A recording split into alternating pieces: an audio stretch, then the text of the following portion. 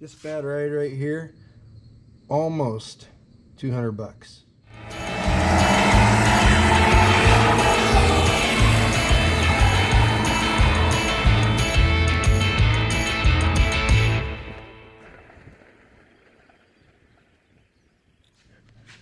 Hey everybody, welcome back.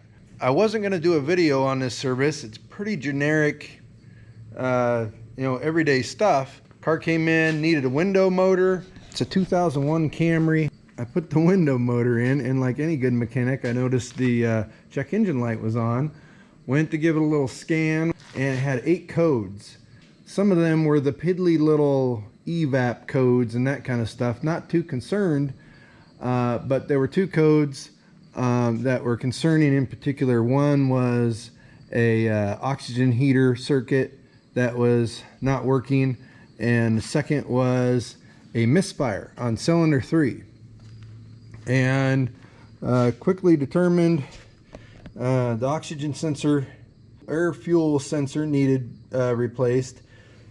And on this particular car, unfortunately, the downstream sensors are like $50. The other upstream sensors like $80, $90. This bad ride right here, almost 200 bucks, just shy. If you bought it somewhere where there's a lot of sales tax, you're paying 2 bones for that sucker.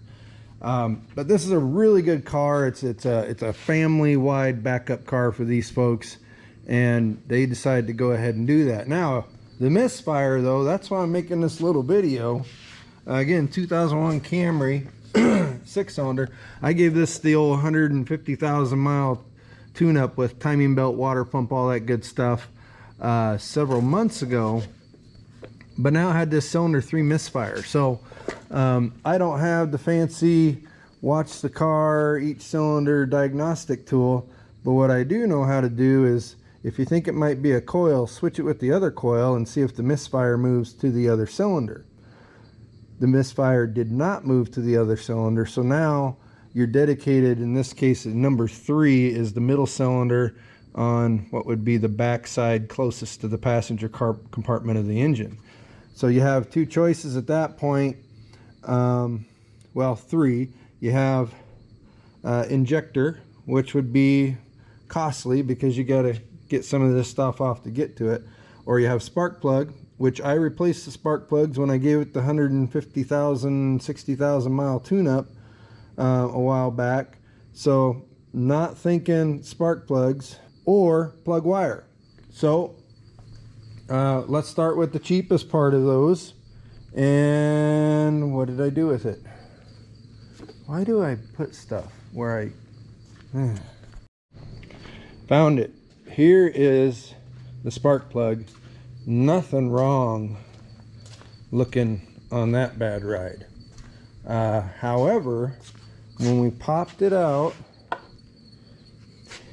it contained on the end of it the tippy top tip of the spark plug boot. And on these jobbies, kind of unique ignition system here, you have 3 coils, and one coil is a plug-on, or it's a plug-on coil, but then it also has a little connection for the back side of the engine and spark plug wires going to the other 3 cylinders on the other side. So we have actual spark plug wires back there. Yeah, you could have a weird plug issue, but without, well, let's look at the spark plug in, because we're missing part of it, number 1, and if we're missing part of it, what else could be wrong? And then we see and we find this, and I hope that focuses in well. I mean, that literally looks like a lightning strike, a mini lightning strike. You're getting spark that's going down the inside of the plug boot and then arcing right across over to the engine, right through where that plug boot was broken off. So we have a bad plug wire, and and then my light goes out. Son of a biscuit.